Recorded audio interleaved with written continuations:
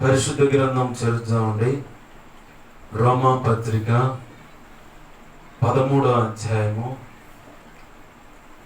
10వ వచనం మొదటి మాట నేను చదువుతున్నాను, గమనించండి.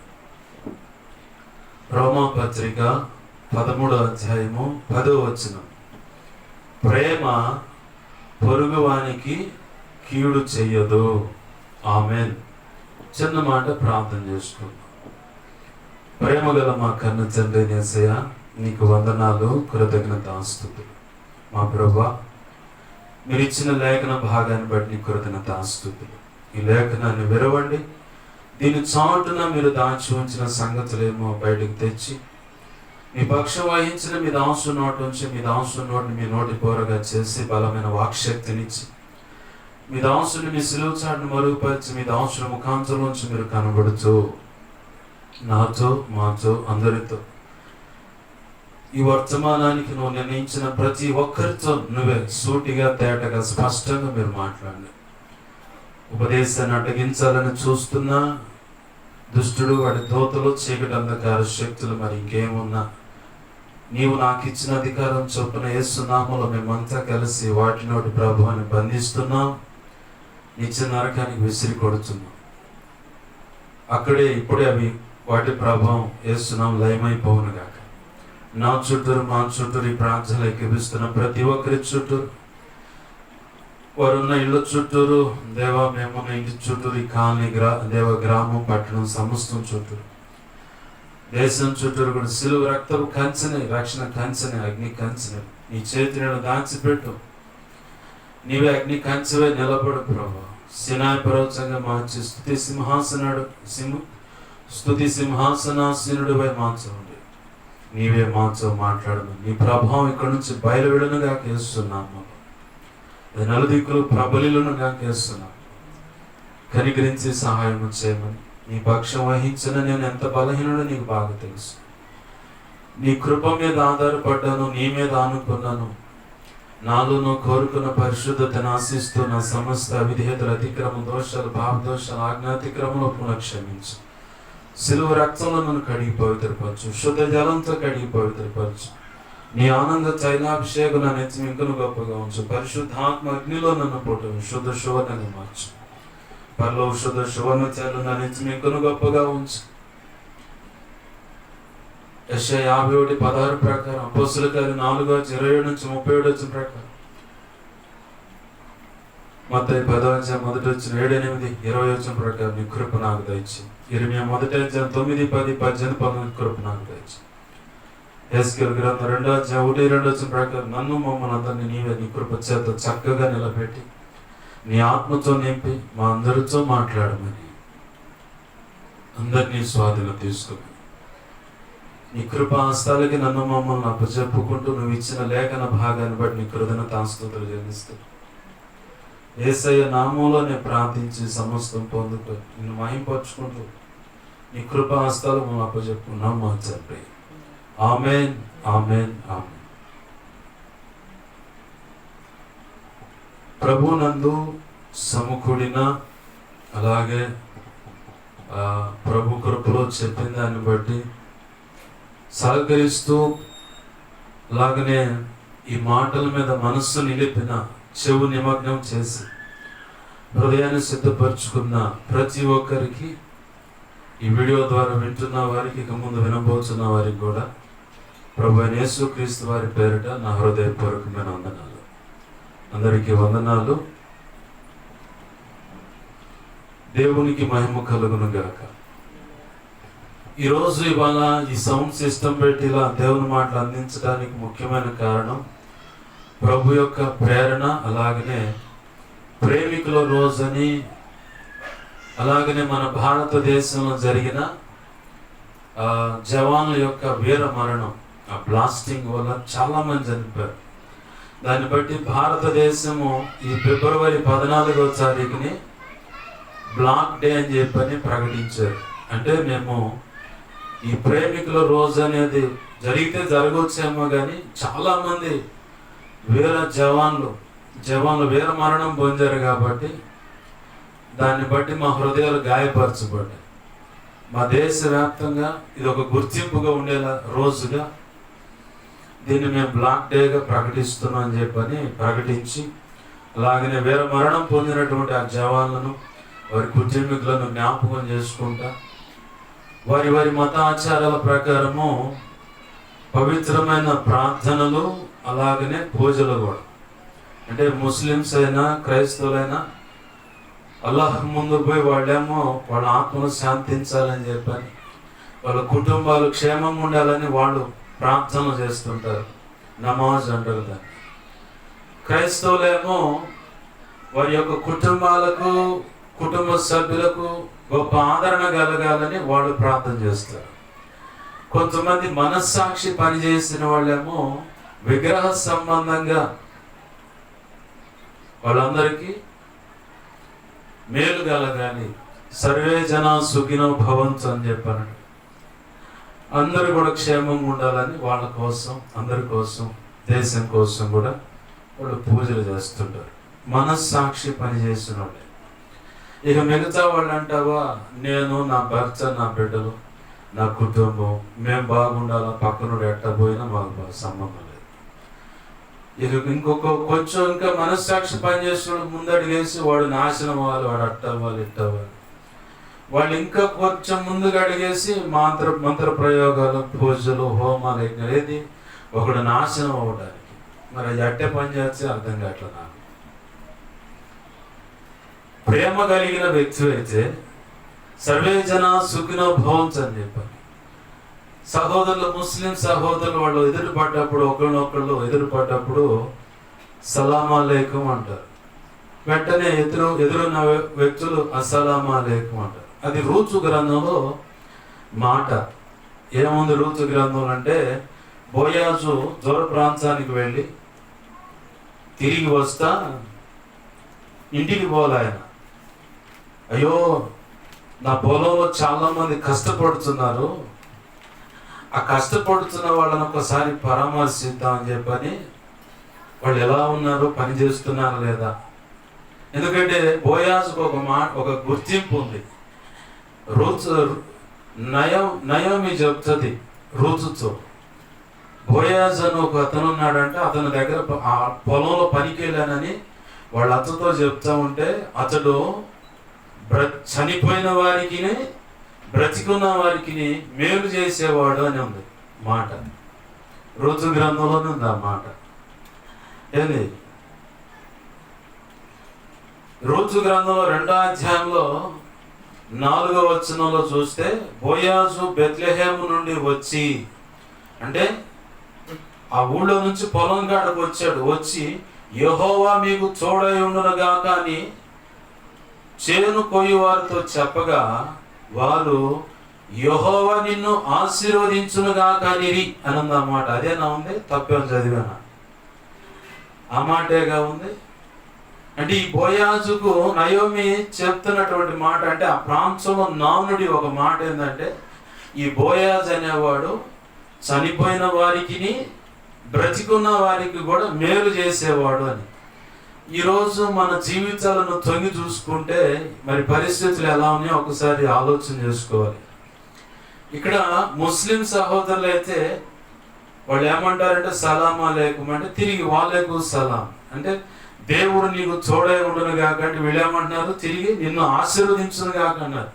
ఇది పరిచయ వాక్కులు వాళ్ళకు వచ్చేసరికి, ఇవి పరిచయ వాక్కులు. వాళ్ళు ఒకళ్ళొకళ్ళు ఆశీర్వదించుకుంటూ ఉంటారు. ఇప్పుడు మనం ఎలా ఉందంటే పరిస్థితులు, వాడు నాశనం అవ్వాలా, వాడు పాడైపోవాలని చెప్పి చదువుకున్న లేఖన భాగంలో ప్రభు ఏమంటున్నాడు, పరిశుద్ధాత్మ ద్వారా భక్తుడైన పౌలుని ఆధారం చేసుకొని అన్యులతో మాట్లాడుతున్నాడు. రోమిలు అంటే అన్యులు, వాళ్ళు అన్యులతో మాట్లాడుతున్నాడు పౌలు భక్తుడు. ప్రేమ అంట పొరుగు వారికి కీడు చేయదని చెప్పి. మరి మనం ఏం చేస్తున్నాం? పరిశుద్ధమైన రక్తము తీసుకుంటా, పరిశుద్ధమైన శరీరం తీసుకుంటా, బాప్తిస్మ అనుభవంలోకి వచ్చి మనకేమో 100% యేసయ్య ప్రేమ, ఆప్యాయత, అనురాగాలు కావాలి. మరి అదే ప్రేమను పక్క వాళ్ళకు పంచమంటే, సొంత అన్నకే పంచలేడు తమ్ముడు ప్రేమను, ఎట్లయినా వాడిని నాశనం చేయాల. వాడి కుటుంబం పతనం అయిపోవాలా, వాడు పోతే ఈ ఆస్తి మొత్తం నేను లాక్కోవాలా, అవసరమైతే వాళ్ళ కుటుంబీకుల మీద ఏదో ఒకటి చేసి వాళ్ళు దేశ దిమ్మర్లు అయిపోయేలా చేయాలా. చాలా మంది జీవితాలు ఇలా ఉన్నాయి.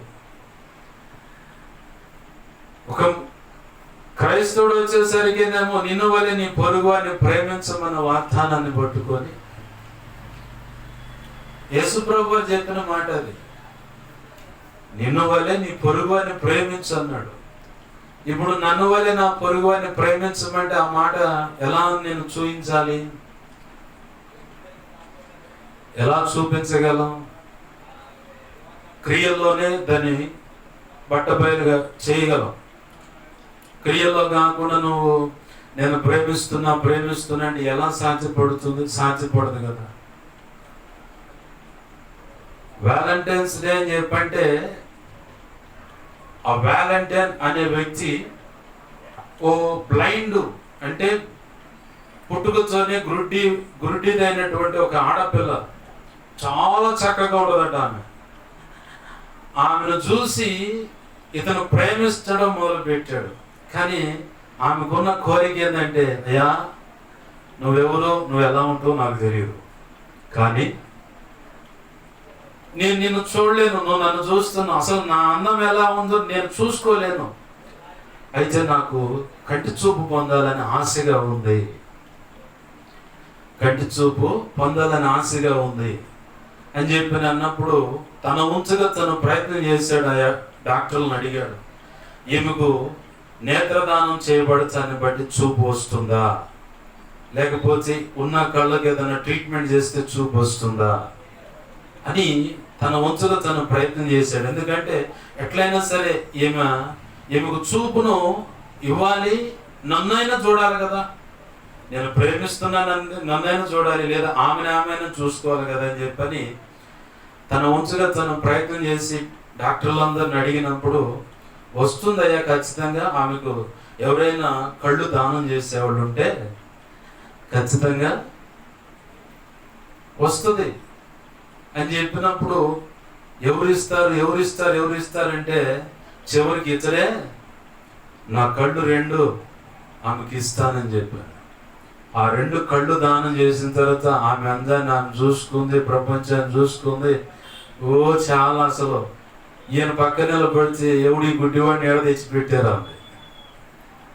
అట్లా చివరికి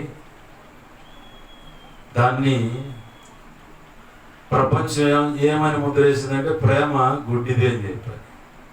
అంటే వాళ్ళు ఎలా ఉంటున్నారు ఏందన్న దాన్ని లేకుండా చివరికి ఆ ప్రేమ చివరికి కాస్త ఇప్పుడు శరీర కోరికలు నెరవేర్చుకోవడానికి దాన్ని వాడుకుంటున్నారు. ఇవాళ వ్యాలంటైన్ తను ప్రేమించినటువంటి అమ్మాయికి కంటి చూపు ఇవ్వడానికి తన కళ్ళను దానం చేసేసాడు. ఇతనికి తెలియదా ఈ 2 కళ్ళు ఇచ్చేస్తే అదే అంధత్వంలోకి వెళ్తానని? కానీ తనకు తెలిసిందల్లా ఒకటే, ఆమె తన అందాన్నైనా చూసుకోవాలి, నన్నైనా చూడాలి, ప్రపంచాన్ని చూడాలి. నేనైతే ఇప్పుడు చాలా చూస్తున్నాను, ఈమెకైతే ఆ సంగతులు తెలియవు, పుట్టుక నుంచి కంటి చూపు లేదు, కాబట్టి నేను నా ప్రేమకు ప్రతీకగా ఆ కంటి చూపుని ఇస్తే చాలని చెప్పి సంతృప్తి పడ్డాడు. అంటే ప్రేమ త్యాగాన్ని కోరుకుంటుంది, ఓర్చుకుంటుంది, సహిస్తుంది, భరిస్తుంది, శరీరాన్ని తొందరపడి కూడా ఆశించదు. అది స్వచ్ఛమైన ప్రేమ. ప్రేమ అంటే డబ్బు కావాలి, ప్రేమ అంటే శరీర కోరికలు తీర్చుకోవాలి, ప్రేమ అంటే విలాసవంతంగా నన్ను ఎప్పుడు ఏమనకూడదు, ఫ్రీగా, భార్య అయినా సరే భర్త అయినా సరే స్వేచ్ఛను కోరుకుంటున్నారు ప్రేమ అనే ముసుగులు. యేసు ప్రభువు కూడా జన్మత కర్మత పాపాల చేత వెలిపించబడుతున్న నీ కోసం తండ్రి కుడిపార్శ్వమందు ఆశీనుడైనటువంటి ఆ మహద్భాగ్యాన్ని వదిలేసి నశించిపోతున్న నీ కోసం నా కోసం ఆయన రిక్తుడుగా సామాన్య మనుషుడుగా ఈ భూమి మీదకి వచ్చి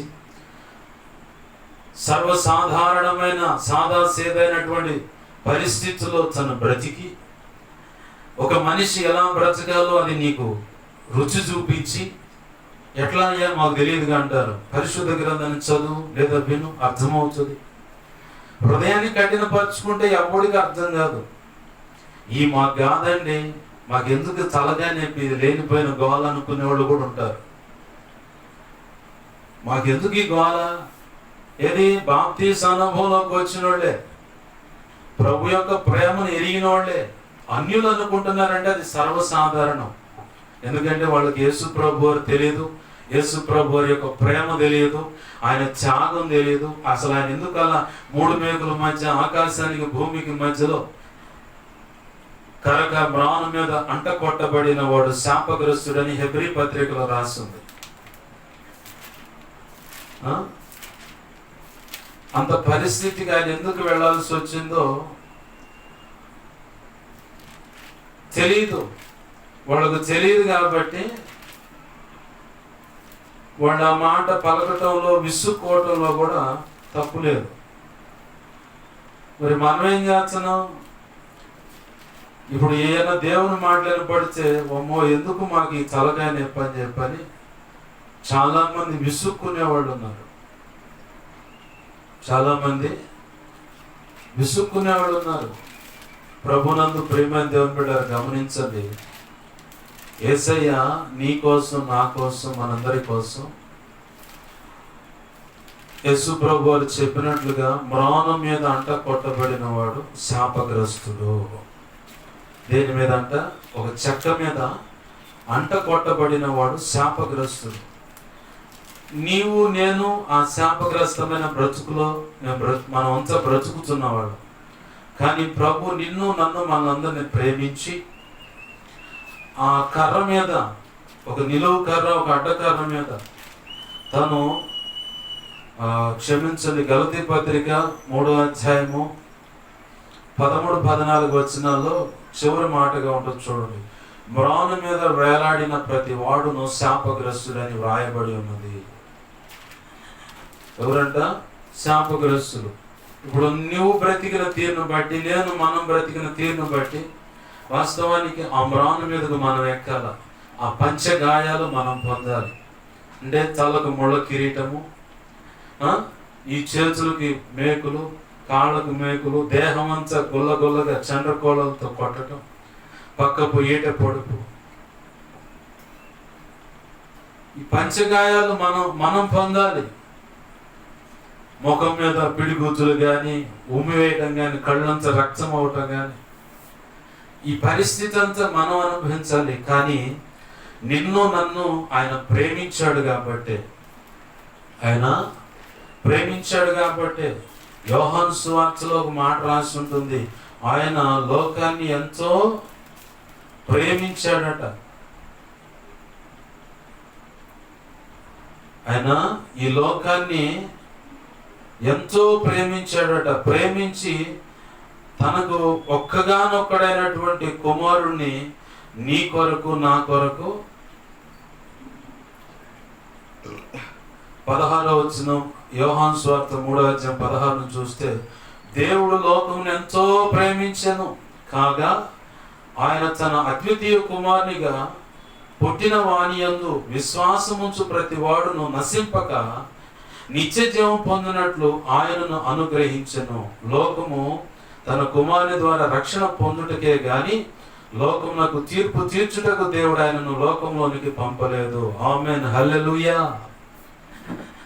ఈ వ్యాలంటైన్ తను ప్రేమించినటువంటి అమ్మాయికి చూపు కలగాలని తన కళ్ళను దానం చేస్తే, నీకు నాకు జన్మత కర్మత ఉన్నటువంటి పాప శాపాలు వెంటాడుతుంటే, తండ్రి ఒక్కడు దుర్మార్గంగా బ్రతికిన దాన్ని బట్టి దేవుని ఎదుట దుర్మార్గంగా బ్రతికిన ఆ తండ్రి ద్వారా వచ్చేటువంటి పాపం 3 లేదా 4 తరాల మీద మోపబడుతుందని పరిశుద్ధ గ్రంథం సాక్ష్యమిస్తుంది.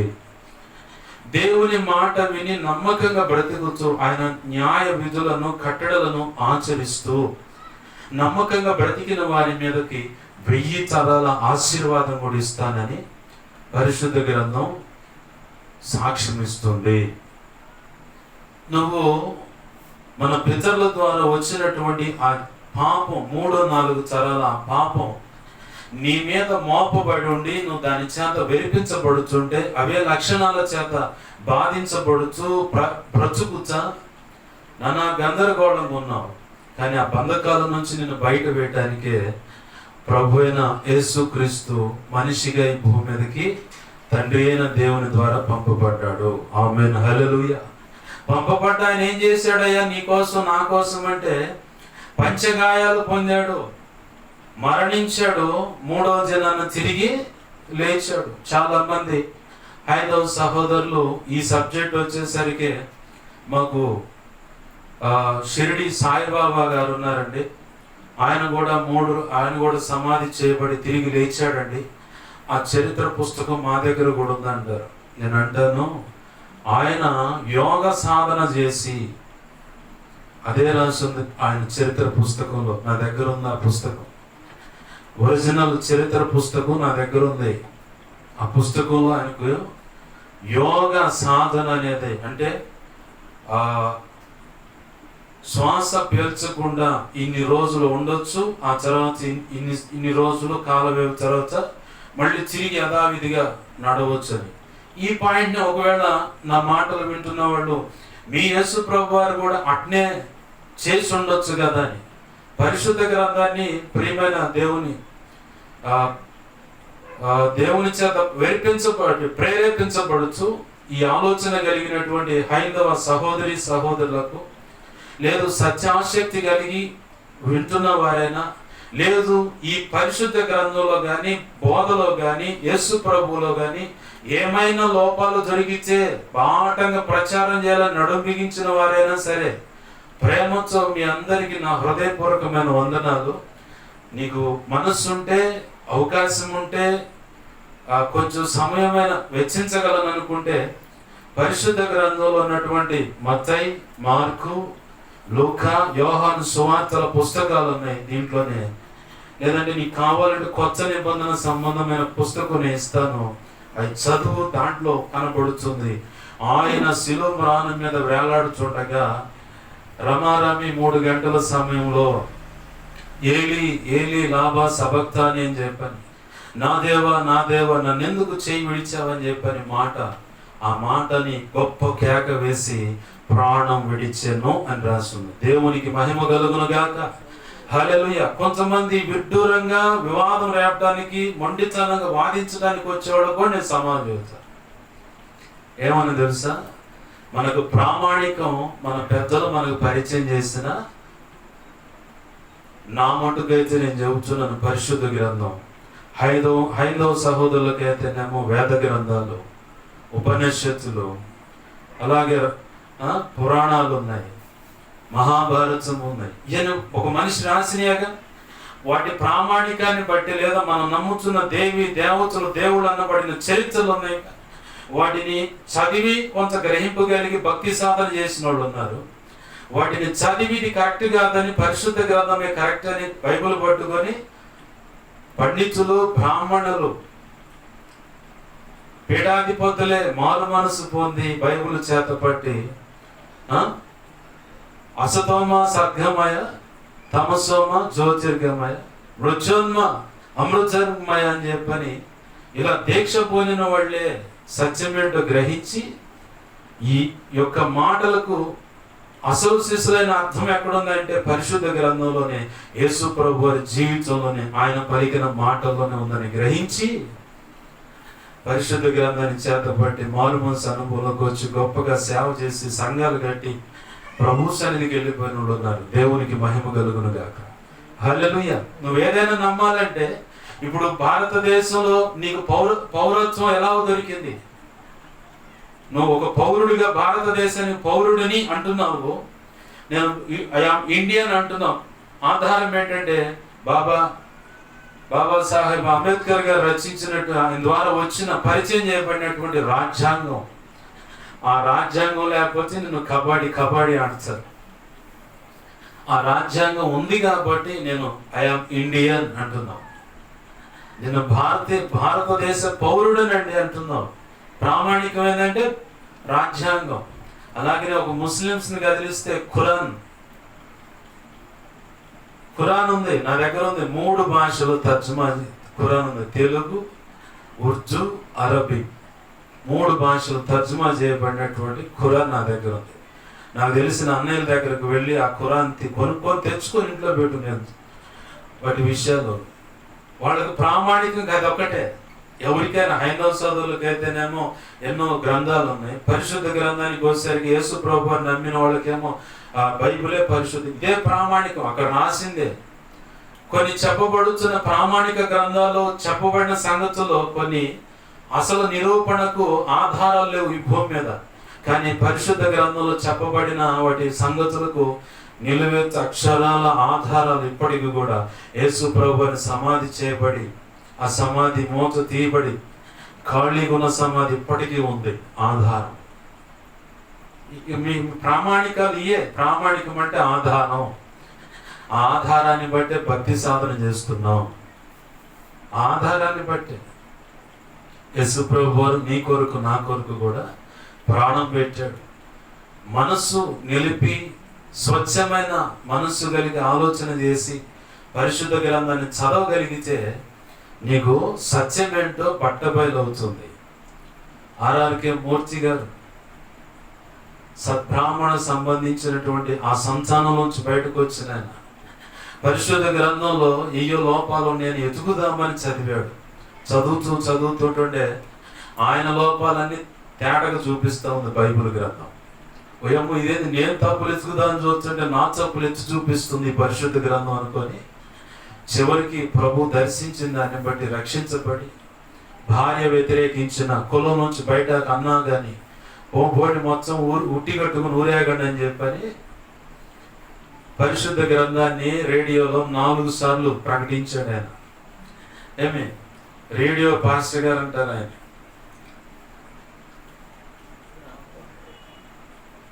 ఎందుకు ఈ మాట పరిచయం చేస్తున్నాడంటే ప్రభు సత్యమేంటో కనుక్కున్నాడు ఆయన.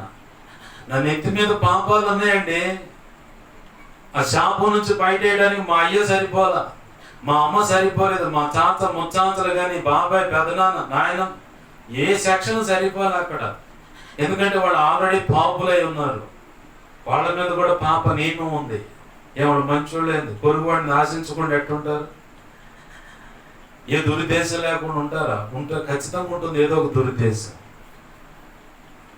ఏ మలినం లేనటువంటి నిష్కలంకమైనటువంటి పరిశుద్ధమైన రక్తం కావాలి. ఆ రక్తమే యేసు ప్రభువు నీ కొరకు నా కొరకు శిలువలో చిందించి, ఆయన ఆ చిందించే ముందుకు ఒక మాట అన్నాడు, ఇదిగో మీకోసం విరవబడుతున్న నా శరీరం ఇది, నన్ను జ్ఞాపకం చేసుకుంటే దీన్ని తీసుకోండి. ఇదిగో మీ కొరకు చిందింపబడుతున్న నా రక్తం ఇది, క్రొత్త నిబంధన రక్తం ఇది, నన్ను జ్ఞాపకం చేసుకున్నాడు, దీన్ని తీసుకోండి. నేను తిరిగి వచ్చే వరకు నా మరణం గురించి ప్రకటించండి, అంటే ప్రచురించండి, అంటే ప్రకటించండి అని అర్థం. నా నామం పేరట అంటే తండ్రి కుమార పరిశుద్ధాత్మ నామంలో నేట ముందు బాప్తిస్మిచ్చి యోహాన్ గారి దగ్గర ఆయన తీసుకున్నాడు. మరి ఆయన తీసుకుంటే నువ్వెందుకు తీసుకోవు? కొంతమంది మేధావులు అది కరెక్ట్ కాదు, బాప్తిస్ ఇది కరెక్ట్ కాదు అంటారు. యేసు ప్రభు వారే ఉన్నాడు కదా. ఈ రోమా పత్రిక సాక్ష్యం ఇస్తుంది.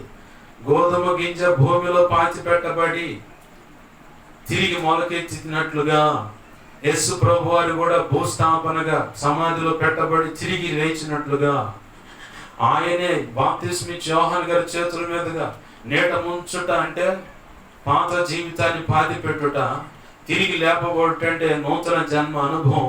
అలాగని ఇంకొక సాదృశ్యం ఏంటంటే భౌతికమైన మరణం నీకు వచ్చిన ఆయన రెండవ రాకడలో సమాధులు తెరవబడుట, మొదటిగా క్రీస్తునందు మృతులైన వారు లేపబడతారు. ఆ పిదప సజీవులుగా ఉన్న మనం చూస్తానే ఎత్తబడతామని తెస్సలోని పత్రిక సాక్ష్యం ఇస్తుంది. కొంతమంది ఈ బాప్తిస్మ అనుభవంలో వాళ్ళు తేడా ఇచ్చాడు అంటారు. నేట ముంచు అనుభవం చూపించాలి, మేమెవరూ అభ్యంతరం పెట్టం, నేను అభ్యంతరం పెట్టను. తండ్రి కుమార పరిశుద్ధాత్మనామంలో నేట ముంచి లేపు బాప్తిస్మ అనుభవం నేను ఓకే, నేను అసలు పొరపాటు కూడా కలిగించను. ప్రతి ఆదివారం ఆరాధన జరిగించి ప్రభువాలు ఇవ్వు, రొట్టె విరిచి ఇవ్వు, బేకరీలో పోయి బన్ను తీసుకొచ్చి విరవటం కాదు. కొన్ని సంఘాలు నేను చూశాను, వాళ్ళ పన్ను తుంచుకొని తింటా ఉంటారు.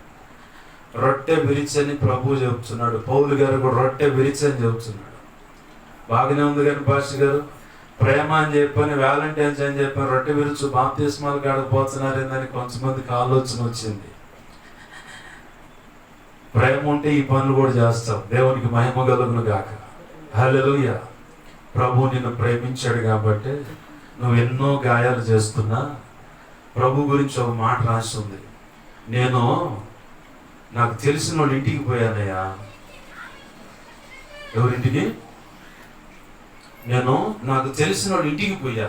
అయితే నాకు తెలిసిన వాళ్ళు ఇంటికి పోతే నాకు గాయాలయ్యాయి. దేవునికి మహిమ కలుగునుగా. హల్లెలూయా. ఏమంటున్నాడు ఆయన? నాకు గాయాలయ్యాయి. ఎట్టయ్యాయి ఆ గాయాలు? ఒక తల్లి కూతురు మాట ఇంట్లేదని ఎందుకు గాయపడుతుంది? ఒక తండ్రి కానీ తల్లి కానీ, నా కొడుకు చెప్పిన మాట ససేనారు వినట్లేదండి, వాడు ఇంకా తిరగబడుతున్నాడు, కాని మాటలు పలుకుతున్నాడు, మాకు తెలియకుండా రహస్యంగా బీరులని, మందని, స్నేహితులతో ఎంజాయ్మెంట్ అని అంతటితోనే ఆగిపోయిందో ఏమో తెలియదు. ఆడపిల్లలతో కూడా ఇక ఒకవేళ ఏమో అని ఎందుకు గాయపడుతున్నారు? దేవుడు ఏదైతే చేయొద్దు అన్నాడో అది చేసిన దాన్ని బట్టే కదా ఇప్పుడు ప్రభు ఉంటుంది, నాకు తెలిసిన వాళ్ళ ఇంటికి పోతే నాకు గాయాలయ్యాయని. ఆ గాయాలు మాన్పటానికి ముందు ఆయన దగ్గర ఉంది, ఇంకెవరి దగ్గర లేదు. అందుకే చాలా మంది ఎందుకు ప్రభు నాకు ఈ పరిస్థితి అని ఆయన దగ్గరికే పోతారు. తెలియగలవాడు. తెలివి తక్కువ వారం అయితే పక్కింటి ఆంటీనో వదినో బాబాయ్ని ఎవరినొకరు ఇంటికాడ కూర్చోబెట్టి, లేదంటే వాళ్ళు ఉన్న అరుక్కాడకు పోయి కూర్చొని చెప్పాల్సిన సంగతులన్నీ చెబుతుంది. ఎందుకు? అసలు వాస్తవానికి వాళ్ళు చెప్పకూడదు. ఇక వాళ్ళు ఏం చేస్తారు, ఉండి మంచి మంచి పాంప్లెట్స్ చేస్తూ ఉంటారు, ఆ గొంతులో ఈ గొంతులో అని.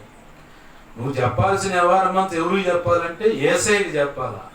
పరిష్కారం ఇచ్చేది ఆయన మాత్రమే. మందు ఆయన దగ్గరే ఉంది నీకైన గాయాలకు. పాపం అనే గాయానికి మందు యేసు ప్రభు వారే. నా శరీరాన్ని తినేవాడు నిత్య జీవం పొందుతాడు అన్నాడు. నా శరీరం తిని నా రక్తం త్రాగువాడు నిత్య జీవాన్ని పొందుతాడు. ఆ నిత్య జీవం పొందటానికి మార్గం లేదు కాబట్టే ఆ వ్యాలంటైన్స్ తన ప్రేమికురాలు గుడ్డితనం నుంచి బయటికి లాక్కోవాలని, ఆమెకు చూపును ప్రసాదించాలని అతను ఎలా అయితే త్యాగం చేశాడో అలాగనే ప్రభు కూడా నీ కోసం నా కోసం తన ప్రాణాన్ని త్యాగం చేశాడు. దాన్ని వెలకట్టలేదా? దానికి ఎంతని వెలకట్టలేము. ఏంటయ్యా దానికి తిరిగి ప్రతిగా మనం ఇవ్వగలిగేది ఏంటంటే మన ప్రాణాత్మ దేహాలను పరిశుద్ధంగా ఆయనకు అప్పచెబితే చాలు. గొప్ప చాకిరి లేని పని అండి అది. మనోళ్ళకి అంత ఏంటంటే పోయి కోటపుకోండి దగ్గర నుంచి తవ్వుతూ ఉన్నట్టు పోయి తవ్వుతారు.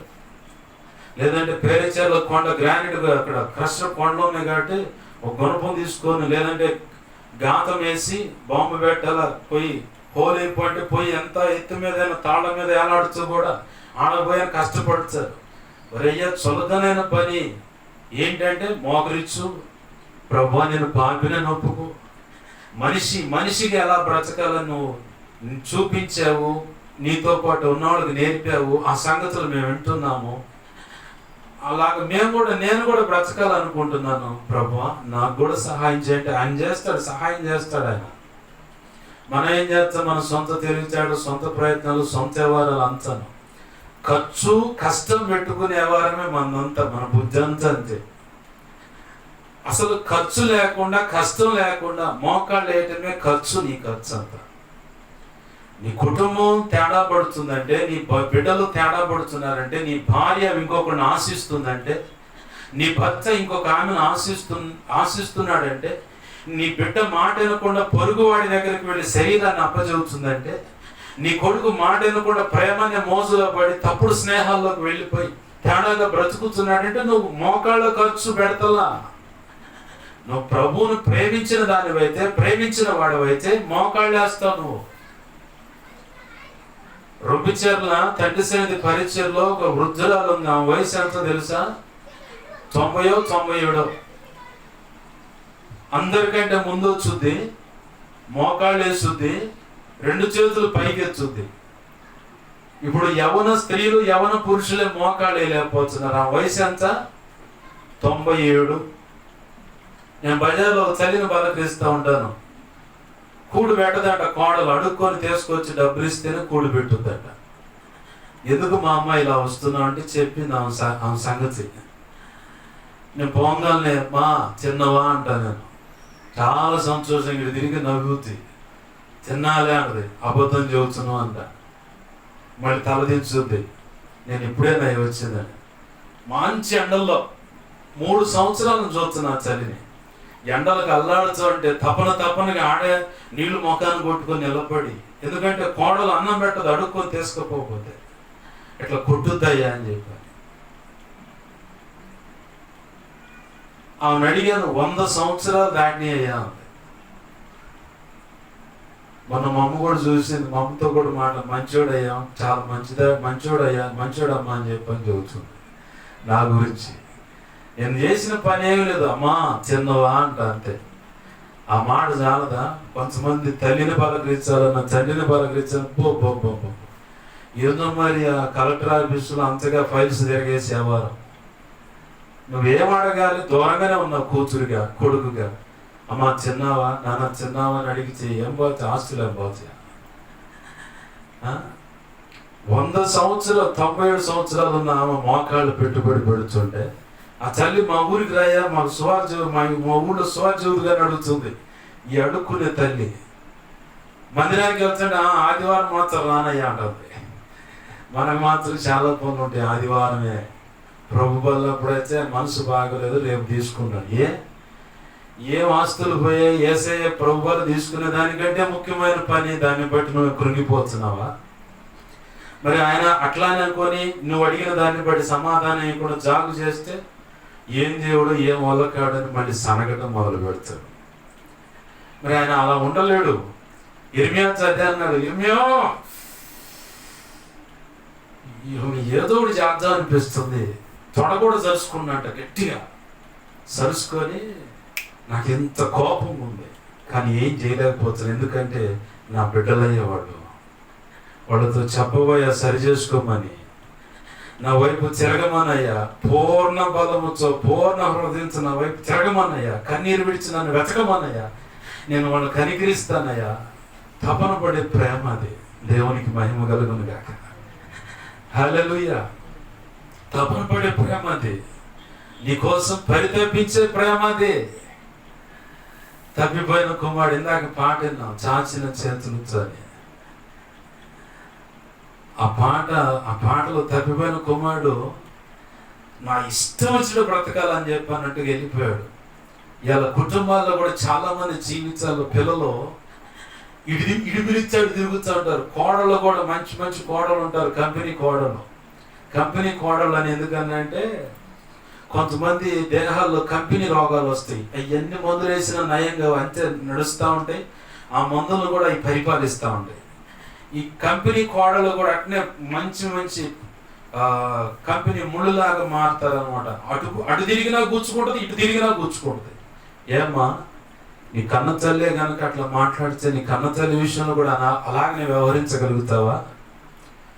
అక్కడ ఆ ప్రేమ తేడాగా వస్తుంది. మళ్ళీ ఇప్పుడు ఈరోజు నువ్వు ఒక ఇంటికి కోడలు, ఈ ఇంటికి ఒక రోజుకి అచ్చవవుతావు. గ్రహింపు కలిగి ఉండు. అత్త గురించి ఎవరైనా అడిగితే ఈ అత్త ఒకప్పుడు కోడలేనండి అంటారు. అట్లనే నీకు కూడా ఒక రోజు ఉంది. ఈ రోజు మీ అత్తను ఒక రకంగా నీ ఇష్టం వచ్చినట్టు చేస్తూ మాట వినకపోతే, నేను ఈ మధ్య దేవుని సన్నిధిలో కూర్చున్నప్పుడు ప్రభు చెబుతుంటే వింటా ఉన్నాను. వాళ్ళెవరో నాకు తెలుసు, పేర్లు అయితే చెప్పను. అత్త కానీ మామ కానీ బాధిస్తున్నారని చెప్పని కోడలే పుట్టింటోడు చెప్పి మంత్ర ప్రయోగాలు. నా మాట వినట్లేదని అని చెప్పి భర్త మీద భార్య చేయించడం, నా మాట వినట్లేదని తండ్రి కొడుకుల మీద కూతురు ఇట్లా. ఏందో అది, మరి ఏదో అది ఊరకేదో బజారుకి పోయి జ్యూస్ పాయింట్కి వెళ్ళి ఒక జ్యూస్ తెచ్చుకొని తాగినంత ఈజీగా ఉంది. అవి రివర్స్ అయ్యానుకో ప్రాణాలు పోతాయి. అప్పుడు సంతోషంగా ఉండగలుగుతావా? ఆ కీడు నీ బిడ్డలను శాసిస్తుంది, శపిస్తుంది. చివరికి వాళ్ళకు తగిలి వాళ్ళ ప్రాణాలు కోల్పోతే కడుపు కోతతో వేదన పడాలే తప్ప రెండోది ఉండదుగా. మూర్ఖత్వంతో ఏదో నేను అనుకున్నది సాధిస్తున్నాను, నేను చెప్పినట్టు వినాలని ప్రయత్నం చేస్తున్నారు వీళ్ళంతా. నేను మా ఇంటి వారు మధ్యకాలంలో మా అబ్బాయి పెద్ద అబ్బాయిట్లా ఊరు వదిలిపెట్టి వెళ్ళిపోయాడండి అని చెప్పని కంప్లైంట్ రాయడానికి వస్తే ఆయన అడిగాను. ఆయన చెప్తా ఉన్నాడు, ఇలా మా అబ్బాయి వెళ్ళిపోయాడు ఊరు వదిలిపెట్టి, పెద్ద అబ్బాయి. బాధపడ్డా, ప్రభా ఏంది కారణం? వశీకరణ అనే మంత్రాలు ప్రయోగాల వల్ల అతను వెళ్ళిపోయాడు, దేశదిమ్మరికి వెళ్ళిపోయాడు. నీకు ఎప్పుడు ఏమడుగుతుందంటే ఉన్నాడా, ఉంటే నీ చిత్తమైతే నీకుదా ప్రభా, తల్లిదండ్రులు అల్లాడుతున్నారు, మా అబ్బాయి అని చెప్పాడు. ఆ ఉసురు ఊరికే పోదు, పిల్లలను తరుముతుంది అన్నమాట. ఈరోజు నువ్వు కనబడకుండా అట్లాంటి పనులు చేస్తూ ఉండొచ్చు. క్రీస్తు ప్రేమను ఎరిగి దేవుని బిడ్డలమని చెప్పుకుంటూ, లేదంటే నువ్వు నమ్మినటువంటి ఏమైతే ఉన్నాయో వాటిని అనుసరిస్తున్నామని చెప్పి అనుకుంటే, పొరుగువాడిని ప్రేమ అనేది పొరుగువాడికి కీడు కల్పించదు. నువ్వు కీడు కల్పిస్తున్నావంటే నీలో క్రీస్తు ప్రేమ లేదు, లేదా నువ్వు నమ్మిన వాటి యొక్క భావజాలాలు నీలో లేవు. నీలో మిగిలిందంత ఏంటంటే క్రూరత్వం, కఠినత్వం, ఒకటి మీద పగ తీర్చుకోవటం. ఇంతకుముందు ఆరో లైన్లో ఉన్నప్పుడు మా ఇంటి పక్కన కొంతమంది ఉండేవాళ్ళు, పందికొక్కులు మట్టి తోడితే మురికాలంలోకి వచ్చేది. దానికి తోడు ఈ పక్కన కూడా కాస్త మట్టి పోసేది. ఆ కాలంలో నీళ్లు పోయేగో, ఎటు పోయేగో, కావాలని అంతే పెట్టేది. అమ్మా ఎందుకమ్మా అక్క మట్టి తీయొచ్చాయంటే, ఇకదుగా అని చెప్పాను. ప్రభా వీళ్ళు చెబుతూ తినట్లేదు, నువ్వు చూడు ఒక సూప్ అని చెప్పని ప్రార్థన చేశాను. మొక్కమాట ఉండదు అనమాట. కంపెనీ రోగం వచ్చింది, కేరళకు అక్కడికి పోతున్నారు మందు కొనుక్కొచ్చుకోవటానికి.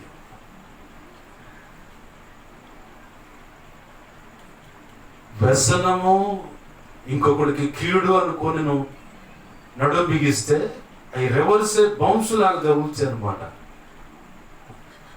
నేనైతే మొక్కమాట లేకుండా ప్రార్థన చేస్తా, వాళ్ళు ఎవరైనా సరే తేడాగా ఉన్నారంటే మాత్రం ఖచ్చితంగా ప్రార్థన చేస్తా.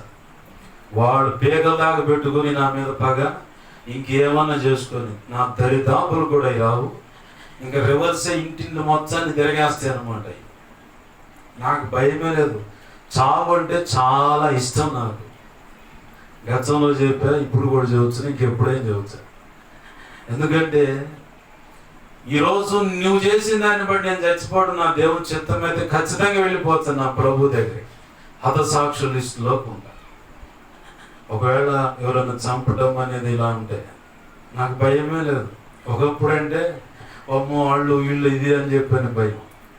ఇప్పుడేముంది, ఏకంగా ఇప్పుడు ఈడ కన్ను మూస్తే నా ప్రభు కృపను బట్టి పరదేశంలో దేవుని సన్నిధిలో ప్రశాంతంగా ఉంటాను. నాకు ఆ నిశ్చేత ఉంది. ఎప్పటికప్పుడు నాకున్న అనుభవం ఏంటంటే ప్రతి సెకను, ప్రతి నిమిషం, ప్రతి గంట, ప్రతిరోజు, ప్రతి వారం, ప్రతి నెల, ప్రతి సంవత్సరం దేవుని సన్నిధిలో కూర్చొని సరి చేసుకోవటం, దిద్దుబాటు చేసుకోవటం, ఇది నేర్చుకోవటం అనేది ప్రభు నేర్పాడు. అందుకే అంత నిశ్చయిత. ఇప్పుడు ఈ క్షణమందు కన్ను మూసినా నా ప్రభు సన్నిధికి వెళ్ళిపోతా. అంత పర్ఫెక్ట్గా ఐఆమ్ రెడీ. ఎలాంటి దేవుని కృపను బట్టి. దేవునికి మహిమ కలుగును కాక. హల్లెలూయా. ప్రేమ పొరుగువాడికి కీడు చేయదు. నువ్వేం చేస్తున్నావు? యేసు ప్రభు వారి దగ్గర మేలు పొందుతున్నావు. నీ జన్మత కర్మత పాపాల నుంచి నువ్వు విడిపించబడుతున్నావు. నువ్వు మళ్ళీ నేను దేవుని బిడ్డను అంటున్నావు, రక్షణ అయితే పొందలేదండి, మందిరానికి వెళ్తున్నావు అంటావు. మరి ఆ వాక్యాలు ఏం పని చేస్తున్నాయి? ఆయన ప్రేమ నీలో ఎంత ఉంది? వ్యాలంటైన్ అనేవాడు ఆ అమ్మాయి అందం మీద మోసపడి కళ్ళు లేవు ఏం లేదు, నా తపన కాస్త తీర్చుకుంటే సరిపోతుంది అనుకునేవాడైతే చరిత్రలో ఇప్పుడు అందరు చెప్పుకునేలాగా ఉండేవాడా? యేసు ప్రభు వారు ఎందుకులే వాళ్ళ కర్మను వాళ్ళ బోని వాళ్ళు ఏదో వాళ్ళు చేసుకున్నారు పోనీ అని చెప్పని ఆయన తండ్రి కుడి పార్శ్వం ముందు కూర్చొని చక్కగా అందరిని చూస్తూ ఉంటే, పరిపాలన చేస్తూ ఉంటే పోయే. ఈరోజు చరిత్ర చదువుకొని ప్రపంచమంతా ఆయన వైపు చూస్తూ, ఆయనలో నడుస్తూ, ఆయనలోనే బ్రతుకుతూ, ఆయన కోసం బ్రతుకుతూ, ఆయన ప్రకటిస్తా ఆయన బిడ్డలమని చెప్పుకుంటున్నారంటే ఎంత విలువైన త్యాగమో. ఆ త్యాగము ఎలా అంటే నిన్ను ప్రేమించాడు కాబట్టి. మరి ఆయన నీకేం చెప్పాడంటే నిన్ను వలె నీ పొరుగు అని ప్రేమించు అన్నాడు.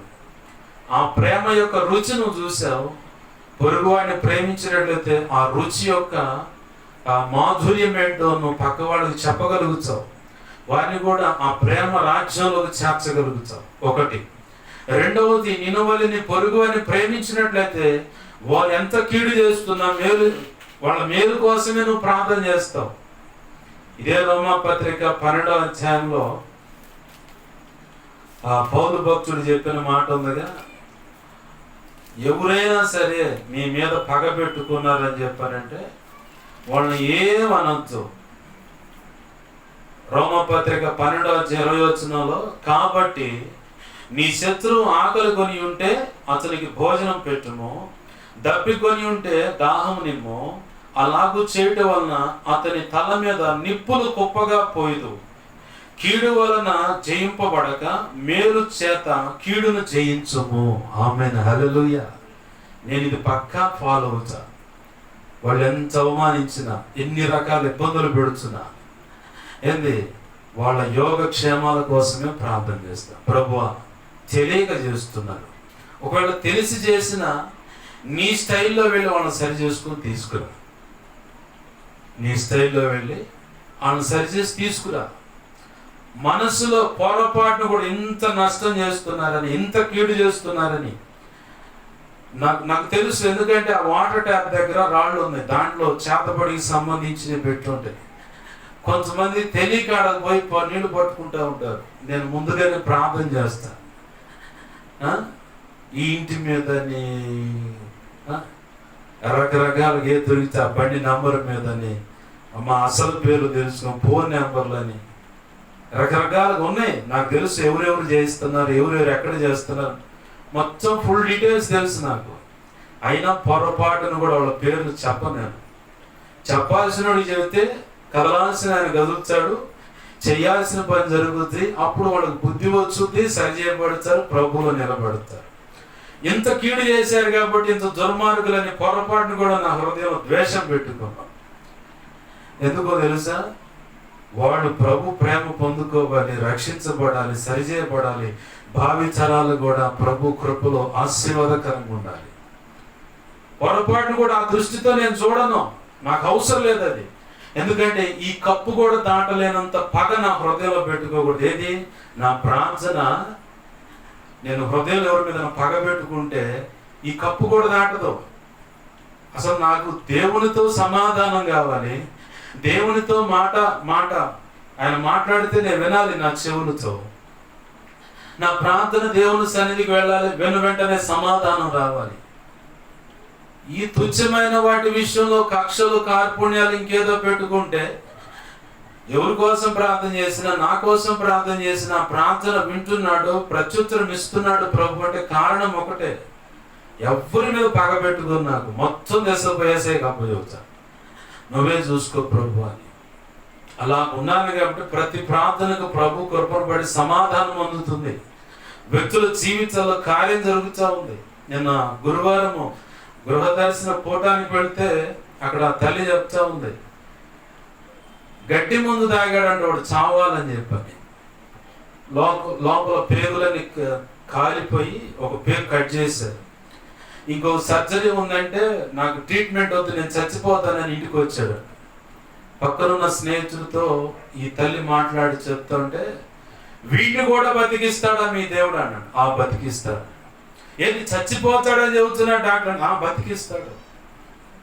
అతను కనుక బ్రతికితే నేను మందిరానికి వస్తాను పో అన్నాడు. నువ్వు చెప్పినట్లే, నువ్వు నమ్మిన దేవుని నేను అనుసరిస్తాను, ఆ చర్చికి వస్తాను నేను కూడా అన్నాడంట. నాకు తెలిసింది, ప్రార్థన చేస్తూ ఉన్నాం, ప్రభు కృపను బట్టి నేను సాక్ష్యం ఇస్తా ఉంది. ఆ తల్లి, వాడికి ఏమి కాలేదయ్యా, మంచిగా ఆరోగ్యకరంగా ఉన్నాడు, బ్రతికే ఉన్నాడు. ఇదిగో నాతో ఆ రోజు ఇలా తీర్మానం చేసిన వ్యక్తి, నేను మాట మీద నిలబడతా, నేను నీతో పాటు దేవుని సన్నిధికి వస్తా అని చెప్పాను. ఎలా సాధ్యపడింది? పగ ప్రతీకారాలు పెట్టుకుంటూ వస్తుంది ఈ సమాధానం. కొంతమందికి అయితే గూడు కట్టుకొని ఉంటుంది. అది తేనె చెట్టు పెట్టినట్టు అంతే, తేనంతా పోయినాక నా తెట్ట అంతే ఉన్నట్టు కొంతమందికి అడ్డబొట్టుద్ది.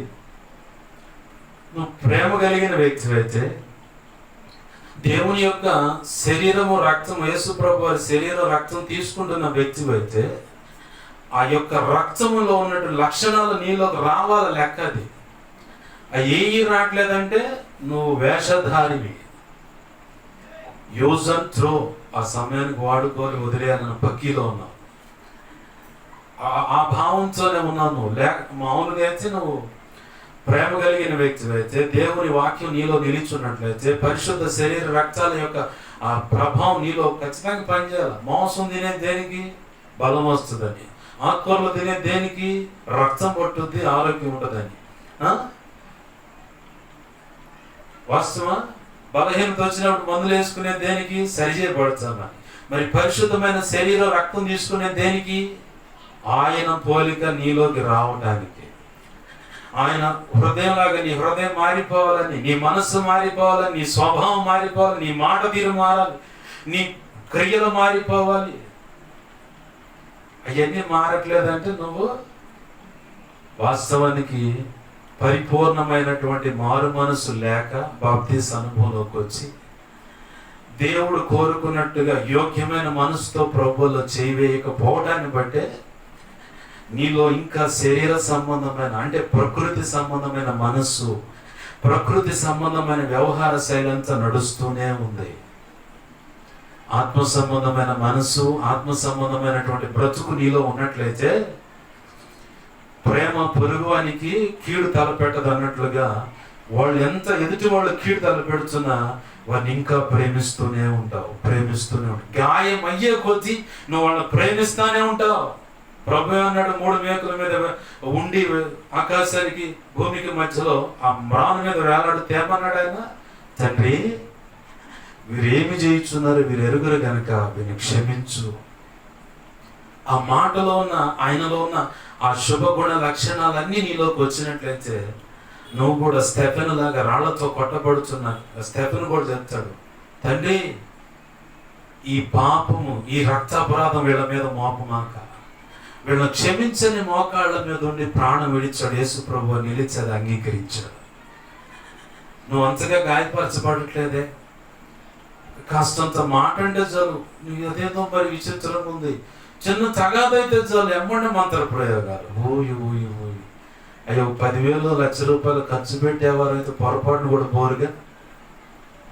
నేను చూసినవి అంటే నేను దేవుని సన్నిధిలో ఉండగా ప్రభు చెప్పిన మాటలే మీ ఎదుట నేను దాన్ని ఏకరువు పెడుతూ ఉన్నాను. చిన్న గొడవ, చిన్న తగాదైతే ఎమ్మనే, మరి వాళ్ళు బంధువులు కదా, వాళ్ళు నాతో పాటు ప్రభువులు చేస్తున్నారు కదా, మందిరానికి వచ్చేవాళ్ళు కదా, అయ్యో ఇటు చేస్తే దేవుని బిడ్డల మీదకి వ్యతిరేకంగా వెళ్తే దైవజనులు ఇటు మాట్లాడి చెప్తా ఉన్నారు, ఇంత కీడైతే అని చెప్తున్నారు కదా. అస్సలు ఏ కోశన మనస్సాక్షి అనేది పని చేయకుండా వాత వేయబడ్డ మనస్సాక్షి.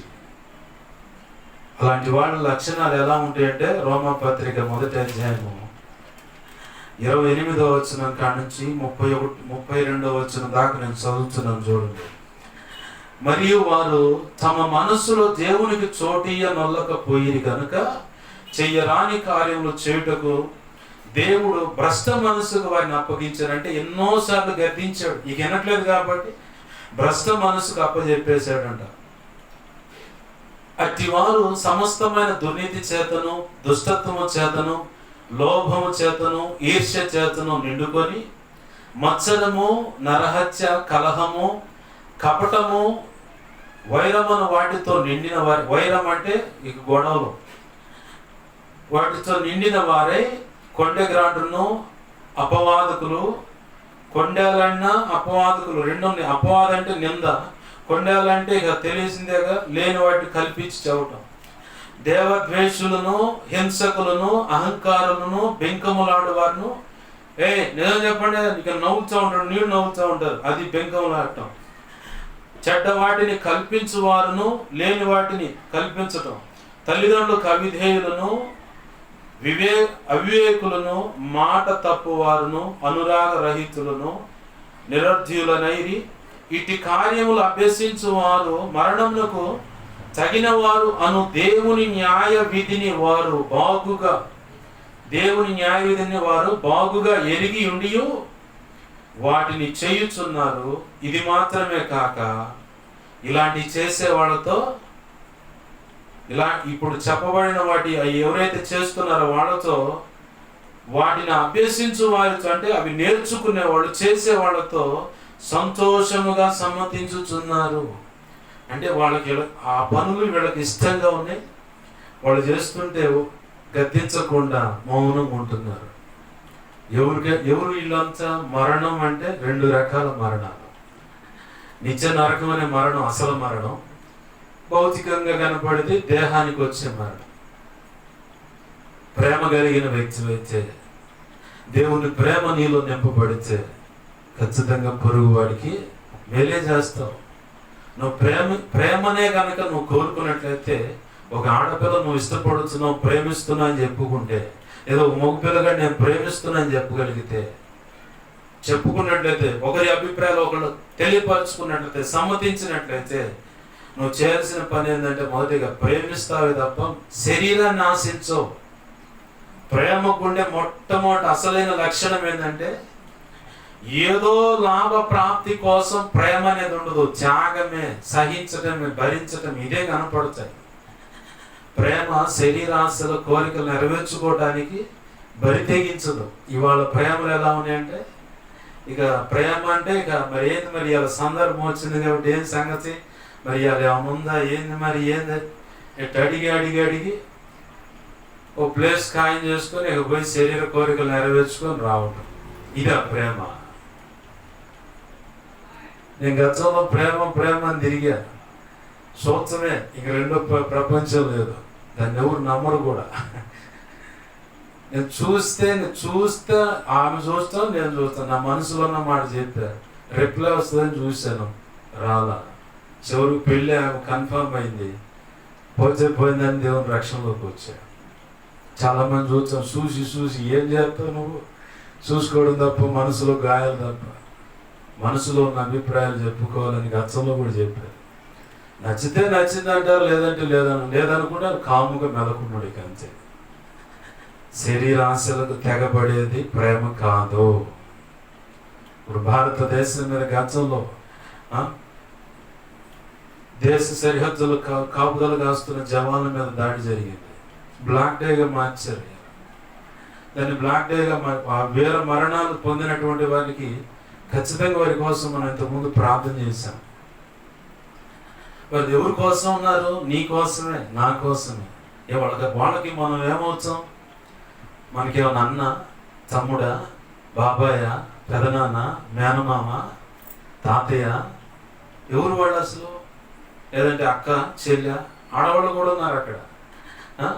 ఎవరన్నా మనకేమన్నా బంధువులా? నా దేశాన్ని నేను కాపాడుకోవాలి.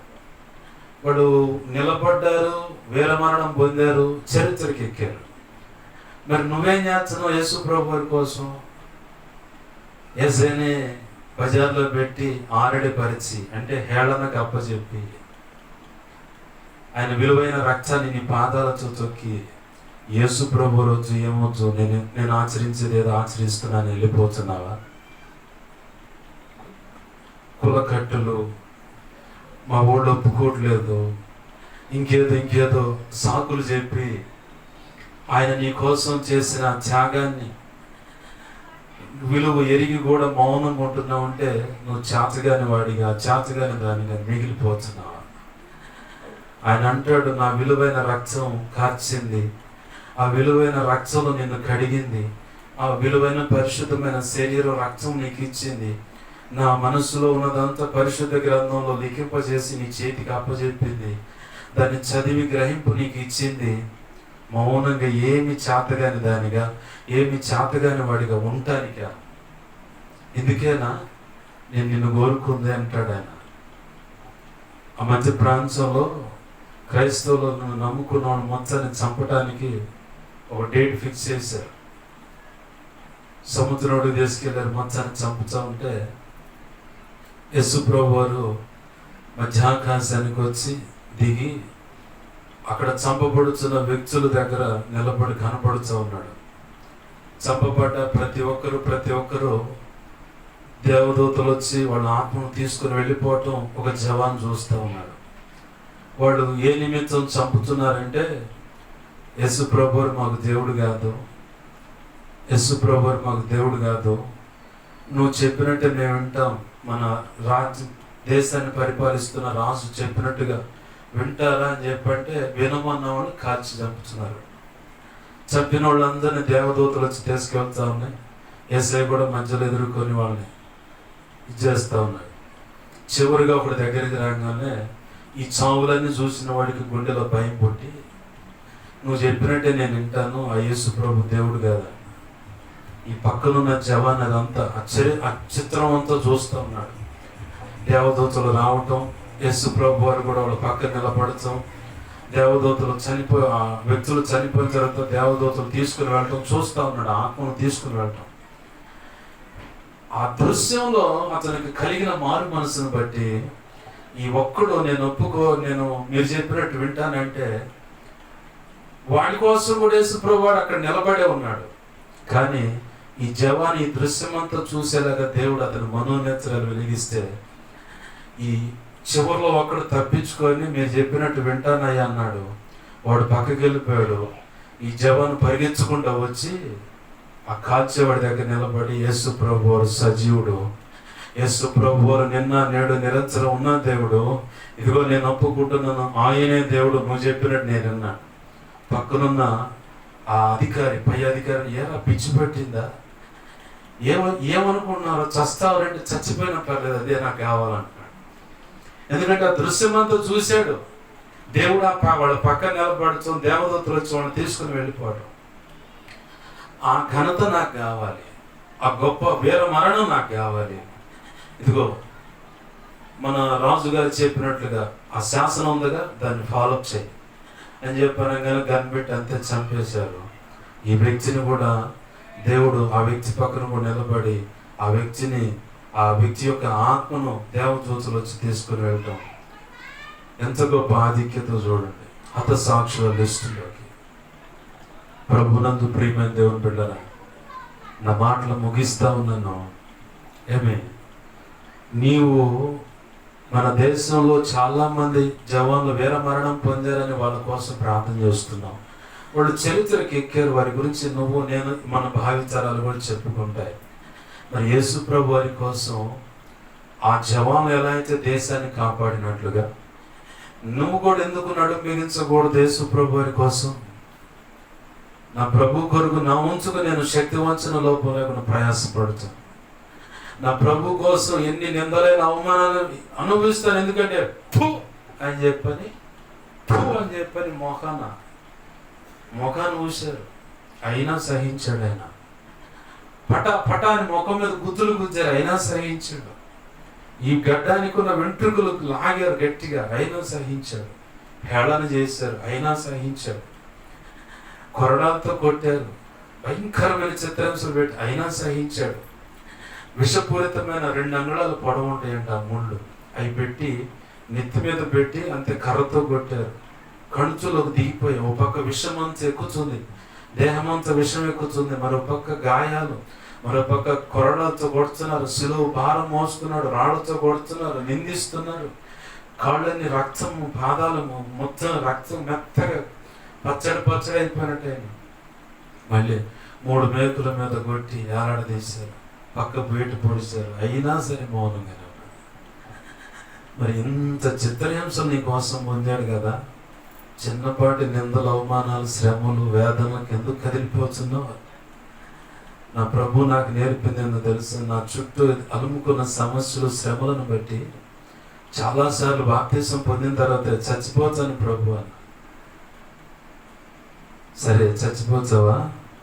సరే చచ్చిపోదు కానీ మరి నా పని ఊరు చేస్తారు అన్నారు. ఆ మాట తగిలిచి ఇంకా భయంకరంగా ఏడ్చా. చిన్న సెల్ ఉండేది అప్పుడు. ప్యాషన్ ఆఫ్ క్రైస్ట్ సినిమాలో ఒక కర్రకు యేసు ప్రభు వారి పాత్ర వహించినటువంటి వ్యక్తిని తెచ్చి కొడతా ఉంటారు. ఆయనకి పైన ఇంకొక చర్మపు తొడుగు తొడిగారు ఆయన మీద. తొడిగి ఒకసారి గాయమైతే తట్టుకోలేక పక్కన నిలబడ్డాడు. ఆ చర్మం పైన తొడిగింది కూడా లోపల ఉన్న చర్మాన్ని కూడా బట్టి లాగిందంట, చీల్చిందంట. కూర్చొని చరిత్ర తీస్తున్న డైరెక్టర్ని అడిగాడంట, ఆయన సంగతి పూర్తిగా నాకు చెప్పని. విని బాప్తీస్ అనుభవంలోకి వచ్చి అప్పుడు ఆ శ్రమలు అనుభవించడానికి అక్కడికి వచ్చాడు. ఆ నిలబడి ఆ శ్రమలు అనుభవిస్తున్నాడు. ఆ దృశ్యాన్ని చూసేవాడిని నేను బ్రతకను ప్రభు, చచ్చిపోతాను అన్నప్పుడు, ప్రభు సరే చనిపోదు కానీ నా పని ఎవరు చేస్తారన్నప్పుడు ఆ దృశ్యాన్ని పెట్టుకొని చూస్తా బైబిల్ తల కింద ఉండేది, కళ్ళ నిండా నీళ్లు ఆ బైబిల్ అంతా తడిసిపోతూ ఉండేది. ఆ పరిస్థితులు నా 10 సంవత్సరాల ప్రభుత్వం ఆయన కృపలో నడిచిన అనుభవాలను జోడించే పాట ఈ మధ్యకాలంలో రాసింది. నా స్థితిని, నా పరిస్థితిని చూస్తున్నావుగా యేసయ్యా,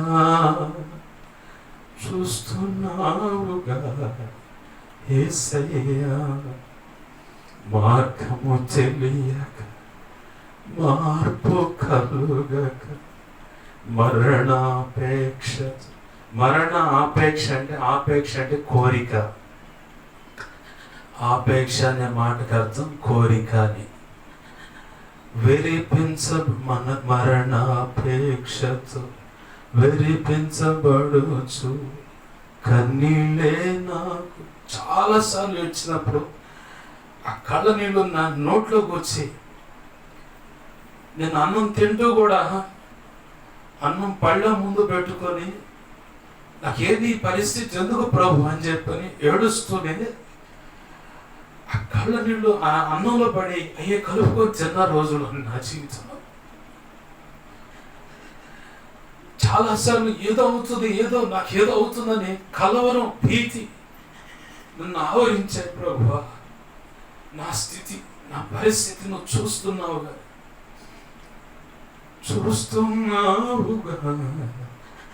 యేసయ్యా. నాకు ఎక్కడికి పోయి కూడా చెప్పుకోలేదు నా పరిస్థితి. ఒకవేళ ఎవరికైనా చెప్పుకున్నా కానీ ఏమి ఆర్థికంగా కానీ చుట్టూ ఉన్న సమస్యలను బట్టి కానీ ఏమి ఎవరికి చెప్పుకోలేను. ఆయన పాదాలని ఆశ్రయించడం నాకు నేర్పాడు నా ప్రభు. బలిపీఠం అంటే నాకు చాలా ఇష్టం, ఎందుకంటే అక్కడ పోతే నేను ఎంత ఆదరణ పొందుతాను నాకు తెలుసు. అట్లా పరిస్థితులన్నీ నేను ఎవరు వేసుకుంటాను. సమస్యల సుడిలో ప్రాణాత్మలు నలిగి ప్రసవ వేదనతో అనుదినం కృంగితే నీ సన్నిధిలో యేసయ్యా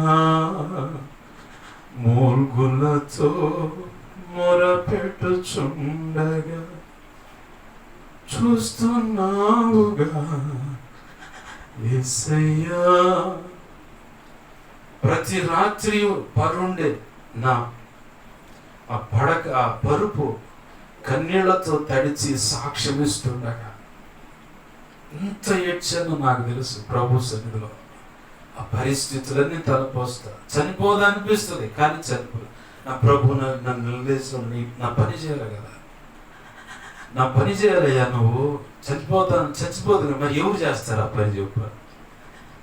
ఆయన పని అనగా ఇంకా ఇచ్చేవాడిని. అసలు నువ్వు సేవకు పనికిరా అన్నప్పుడు కూడా కొంతమంది ఆ మాట అన్నప్పుడు, దైవజనులు అన్నప్పుడు నాకున్న క్వాలిఫికేషన్ బట్టి సేవకు పనికి రాకపోయినా ఆ బలిపీఠం దగ్గర ఉన్న మొరపెడతానికి నేను పనికి వస్తాను. ఆ పని అయినా చేయటానికి నేను పనికి వస్తానయ్యా. దానికి ఏ షరతులు, ఏ కొలతలు, ఏ సాక్ష్యం అవసరం లేదు. ఓ పక్క నా కుటుంబం సాక్ష్యం చూసుకునేవాడిని. ఈరోజు చాలామంది నా కుటుంబీకుల్లో కొంతమంది తేడాగా బ్రతుకుతున్న దాన్ని బట్టి మాట్లాడిన వాళ్ళు ఉన్నారు. దూరేది తొమ్మరు గుడిసె అని చెప్పని, చేసేది ఇంకేదో పూజ అని చెప్పని ఆ మాటలు నేను విన్నాను. ఇండైరెక్ట్గా నాతోనే అన్నారు. నేను కోప్పడ్డా. దేవుడు అంటాడు నువ్వు మౌనం ఉండవు. నాకు తెలుసు, ఆ గాయాలు నాకు బాగా తెలుసు. అసలు నా బ్రతుకు సరిలేదు ప్రభు, నా కుటుంబం సరిలేదు ప్రభు, నన్నెందుకు ప్రభు కోరుకుంటున్నాను, నేను చెబితే ఎవరు వినరు ప్రభు, నేను అసలు అర్హుని కాదు ప్రభు అని చెప్పండి. నువ్వే కావాలి నాకు, నువ్వే కావాలి నాకు. నీ తోరని నన్ను నా పని చేయించుకుంటాను. సేవకు వచ్చిన తర్వాత కూడా ఎన్నో అవమానాలు, ఎన్నో నిందలు, ఎన్నో రకాల పరిస్థితులు, ఎన్నో లోచల గాయాలే మాటలు తెలుసు నాకు. పొరపాటు కూడా వాళ్ళ మీద కక్ష పెట్టుకోవాలి నేను. తెలియదు వాళ్ళకి, క్షమించు ప్రభువా. తెలియదు, తెలిస్తే ఆ మాటలు మాట్లాడు, క్షమించు. ఇదే మాట నేను పొరపాటును కూడా పగబెట్టుకోలేను వాళ్ళ మీద. దేవుడే దానికి సాక్షి. ఎవరు ఏ రకంగా నష్టం చేయని వాళ్ళ మీద పొరపాటును కూడా కక్ష పెట్టుకోలేదు. దేవుడే దానికి సాక్షి. కారణం ఒకటే, నా ప్రభు యొక్క త్యాగాన్ని నేను గుర్తిరిగాను. నా ప్రభు పని చేయాలి, ఏది ఏమైనా సరే, ఎవరు ఉన్నా లేకపోయినా సరే, నేను బ్రతుకున్నంత కాలం నా ప్రభు కొరకు, ఆయన ఇచ్చిన దర్శనం కోసం నేను బ్రతకాలి. ఆయన నిర్ణయించిన పని చేయాలి. నేను ఆయన నిర్ణయించినటువంటి ఆ సేవకుగా నన్ను సిద్ధపరచాలి. ఆ పుస్తక రచన మేము చేయాలి, ఆ పాటల రచన చేయాలి, ఆయన అనుకున్న పని జరిగించాలి. ఈ లోపల ప్రభు చిత్తం తీసుకుంటే ఇక ఆయనకు స్తోత్రం, ఇంకంతే. ఆయన ఇచ్చిన మాట తప్పడు. ఆయన చేయించుకోవాలనుకున్న పని సంపూర్తి అయిపోయిన తర్వాతనే ఆయన పిలిపిస్తాడు. దేవునికి మహిమ కలుగును. హల్లెలూయా. ఈ మాటలు వింటున్న దేవుని కుమార్తె, నీతోనే దేవుడు మాట్లాడుతూ ఉన్నాడు. నీ వ్యాధిని బట్టు, నీ చుట్టూ ఉన్న కుటుంబం, నీ తల్లి పరిస్థితిని బట్టు అసలు ఇవన్నీ లక్ష్య పెట్టమాక. దేవుడు నిన్ను కూడా పిలుస్తూ ఉన్నాడు. నేను ఆల్రెడీ పిలిచాడు. ఈరోజు ప్రత్యేకం కోటం పెడితే బాగుండని చెప్పి తపన పడ్డావు. ప్రభు నీ ప్రార్థన అంగీకరించాడు లేదా? ఇంకా నా ప్రార్థన ఎందుకు అంగీకరించట్లేదు? కొన్ని పరిస్థితులు, కొంతమందిని వ్యక్తులను సరిచేయడానికి నీ జీవితంలోకి ఆ అనుభవాన్ని ఉంచాడు దేవుడు, అంతే. పగతో కాదు, ప్రతీకారం తీర్చుకోవాలని కాదు. కొంతమంది వ్యక్తులను సరిచేయాలన్నా ఓ తప్పుడు మనం నలపబడాల్సి వస్తుంది. గ్రహించు, ప్రభు పాదాలు పట్టుకో, ప్రభు చెప్పినట్టు అడుగు. రండి ప్రార్థన చేసుకుందాం. ప్రభు ఈరోజు నీతో, నాతో, అందరితో మాట్లాడుతున్న మాట, ప్రేమ పొరుగు వారికి కీడు చేయదు. దేవుని ప్రేమ చేత నింపబడిన వ్యక్తివి అయితే, నువ్వు స్త్రీగా ఉన్నా, పురుషుడిగా ఉన్నా, యవనస్తురాలుగా ఉన్నా, యవనస్తుడిగా ఉన్నా, ఒక తండ్రిగా, ఒక తల్లిగా, ఒక కోడలుగా, ఒక అత్తగా, ఒక మామగా, ఒక తాతగా ఉన్నా, నువ్వు దేవుని ప్రేమ కలిగిన వ్యక్తి అయితే పొరుగు వాడి కీడు కోరుకో, ప్రేమనే పంచుతావు. చాలా మంది నన్ను చూసినప్పుడు వాళ్ళు ఇంత కుట్ర చేస్తున్నారు, ఇంత గాయపరుస్తున్నారు కదా, వాళ్ళని ఎలా ప్రేమించగలుగుతున్నావు అంటే, నా ప్రభు నన్ను ప్రేమించట్లా, ఆయనకు నచ్చని పొరపాటు చేసి ప్రభువా నన్ను క్షమించండి, నన్ను క్షమించట్లా. మరి అవతల వ్యక్తి నేను ఎందుకు క్షమించకూడదు? మరి నేను, నాకైతే క్షమాపణ దొరకాలి, అవతల వ్యక్తి నేనెందుకు క్షమించకుండా ఉండాలనేది స్వార్థం అవుతుంది. నా ప్రభు ఒకవేళ అనుకుందాం, నేను ఎంత ఆయనకి గాయమే పొరపాటు చేసినా నేను వెళ్ళి ఆయన క్షమించు ప్రభు అంటే క్షమిస్తాడు. కారణం ఒకటే, నేను ఇతరులను కూడా అలాగనే క్షమిస్తున్నాను కాబట్టి. లేకపోతే ఆయన కూడా షరతులు పెడతాడు. గ్రహింపు కలిగి ప్రభు కృపలో అడుగులు వేద్దాం, ప్రభు కృపలో బ్రతుకుదాం, ప్రభు కృపలో ప్రభు పని చేసి వ్యాలంటైన్స్, అలాగనే భారతదేశంలో వీరమరణం పొందిన జవాన్లు ఎలా అయితే చరిత్రకి ఎక్కారో, వీరందరికంటే ఘనముగా చరిత్రకి ఎక్కిన యేసు ప్రభు వారు ఎలా అయితే చరిత్రకి ఎక్కాడో, అలాగను కూడా మనం కూడా చరిత్రకి ఎక్కేటువంటి, చరిత్ర పుటంలో లిఖించబడే రీతిగా మన భక్తి సాధన, దేవుని పని ఉండేలాగా ప్రభు కృపలో సాగిపోయి ఆ పని చేసి ఆయన నామాన్ని కనపరుద్దాం. అట్టి కృప ప్రభు మనందరికీ దయచేయును గాక. ఆమేన్. చిన్న మాట ప్రార్థన చేసుకొని ముగించుకుందాం. ప్రార్థన. ఇంకను ఈ మాటలు విన్నా కూడా నీ హృదయాన్ని కఠినపరుచుకొని ఇంకా ఏదో చేద్దాం అనుకుంటే, ఇక నీ అంత దరిద్రురాలు ఇంకొకడు ఉండడు. విన్న మాటలను బట్టి బ్రతుకు సరి చేసుకో. దేవుని ఉగ్రతకు పొంది కుటుంబం అంతా పాడు చేసుకోమాక. ప్రార్థన చేద్దాం. ప్రేమగల మా కన్న తండ్రి యేసయ్య, నీకు వందనాలు, కృతజ్ఞతాస్తుతులు. విన్న మాటలు వ్యర్థమైపోకుండా మా హృదయాల్లో పదిలపరచండి. అనేక పర్యాయాలు నెమరు వేసి నిన్ను మహింపరచడానికి కూడా కృపను దయచేయండి. నీ వాక్యాన్ని హెచ్చించుకుంటున్నావు, నీ నామాన్ని ఘనపరుచుకుంటున్నావు. ఈ వాక్యం విని ఎంతమంది పశ్చాత్తాపడి బ్రతుకులు సరి చేసుకుంటున్నారో, వారి హృదయ స్థితిని సరి చేసుకుంటున్నారో లేదా సరి చేసుకున్నారో, వీళ్ళందరినీ దీవించండి, ఆశీర్వదించి నీ కృపలో వర్ధల చేయండి. విన్న మాటలను బట్టి ఇంకా వాళ్ళ హృదయాలు కఠినపరుచుకొని ఇంకా దుర్మార్గంగా, ఇంకా ఏదో నీచమైన చేయాలనుకుంటుంటే, నీ స్థాయిలో వాళ్ళ దగ్గరకు వచ్చి వాళ్ళని సరిచేసి నువ్వు అనుకున్న రీతిగా నడిపించు. నీ చేతులకు వారిని అప్పచెబుతున్నావు. మా ప్రభా, నాకు మాకు మా మీద ఇంకెవరికైనా కలలో నిద్రలో దర్శన స్వప్నాలు చూపించబడ్డా సమస్త చీకటి శోధనుడు ప్రభా నీ మహాపునరుత్థాన శక్తి ద్వారా యేసు నామములో మేమంతా కలిసి బంధిస్తున్నాం, లయపరుస్తున్నాం. బంధించి లయపరిచిన నీ కృతజ్ఞతాస్తుతులు. నాకు మాకు మా మీద ఇంకెవరికైనా కలలో నిద్రలో దర్శన స్వప్నాలు చూపించబడ్డా సమస్త మంచి కళ మంచి దర్శన మంచి స్వప్న నిద్రలో సమస్త మంచి యేసు నామములో నీ మహాపునరుత్థాన శక్తి ద్వారా త్వరపెట్ట జరిగేలా చేసి నెరవేర్చున్నాయి. త్వరపెట్ట జరిగేలా చేసి నెరవేర్చినందుకు నీ కృతజ్ఞతాస్తుతులు మా ప్రభు. అయ్యా, ఈ వారంలో ఉన్న సంఘ క్రమాలన్నీ జయకరంగా జరిగించండి. అయ్యా, ఓ పాట టేక్ ఇచ్చున్నాం ప్రభా, ఆ పాటకు మ్యూజిక్ చక్కగా నువ్వు అనుకున్నది సమకూర్చబడినట్లు సహాయించి, అలాగనే పాటకు కావాల్సిన ధనము కూడా ఆడియోకి వీడియోకి కావాల్సిన ధనము సహాయం చేయండి. నేను అనుకుంటున్నాను ఇంచుమించుగా 17,000 రూపాయలు కావాలయ్యా. ఆల్రెడీ 2,000 రూపాయలు అడ్వాన్స్ ఇచ్చున్నాము. మరి మిగతా అమౌంట్ విషయంలో కూడా కృప దయచేయండి. ఇంకా అనేకమైన పాటలు నువ్వు ఇచ్చావు. చాలా కూడా ఇప్పటికే యూట్యూబ్లో చాలా పరిచయం చేయబడ్డాయి. అవి మ్యూజికల్గా సిద్ధపరిస్తే ఇంకా ప్రపంచవ్యాప్తంగా స్ప్రెడ్ అవుతాయి, అందరూ పాడుకోగలుగుతారు ప్రభా. కృప చేత అవన్నీ సిద్ధపరచబడ్డానికి సహాయం చేయి. నువ్వు అనుకున్నది జరిగించమని 1వ తారీఖు కుటుంబ ఆశీర్వాద ప్రార్థన కూటాన్ని కూడా జయకరంగా జరిగించండి. ఆ రోజు ప్రభా శ్రేష్టమైన సాక్ష్యం ఉంది, మీ దాసుని బలపరిచి వాడుకోండి. నీ చిత్తంలో ఉన్న ప్రజలను కూడా సమకూర్చండి. అన్ని విధాలు అన్ని విషయాలు కృపను గురించి నువ్వు మాత్రం అయిపోందమని బతిమలాడుతూ మా ప్రియుడును మా రక్షకుడైన యేసయ్య 2 తిమోతి 1:12 ప్రకారం నీ కృపాహస్తాలకు నన్ను మమ్మల్ని అప్పచెప్పుకుంటూ యేసయ్య నామంలోనే మా కోసం ప్రార్థించమని అడిగిన వాళ్ళు ఉన్నారు.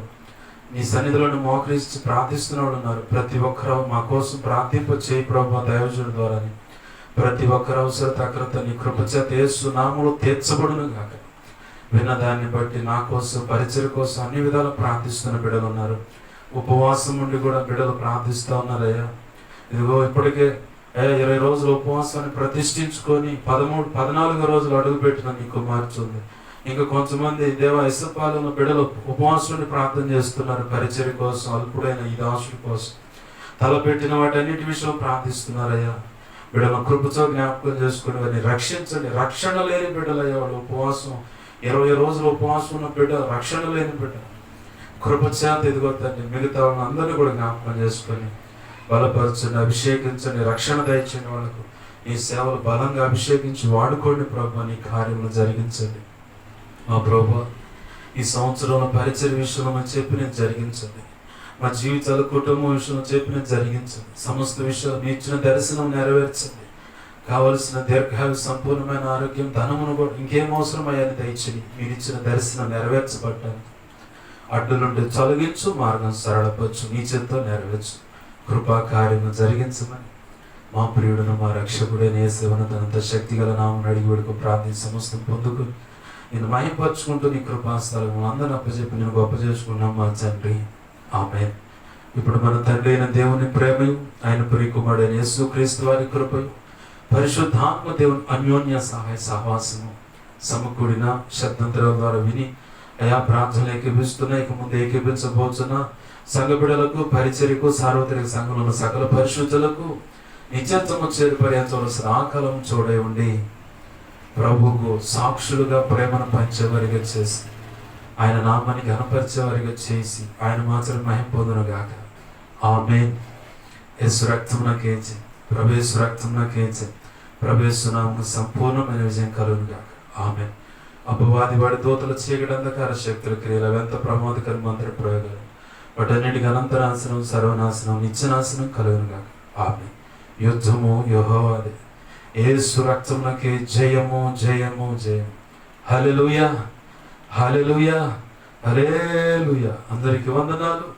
ప్రభు యొక్క మహా ఉచిత కృప మనందరికీ తోడే ఉండి ఆ ప్రేమకు సాక్షులుగా చేసి ఆ ప్రేమను చేసి ఆత్మను రక్షించిన సాక్షులుగా చరిత్రకెక్కి ఆయన చేత కనపరచబడే వాళ్ళగా చేయనుగాక. ఆమేన్ ఆమేన్ ఆమేన్. అందరికీ వందనాలు.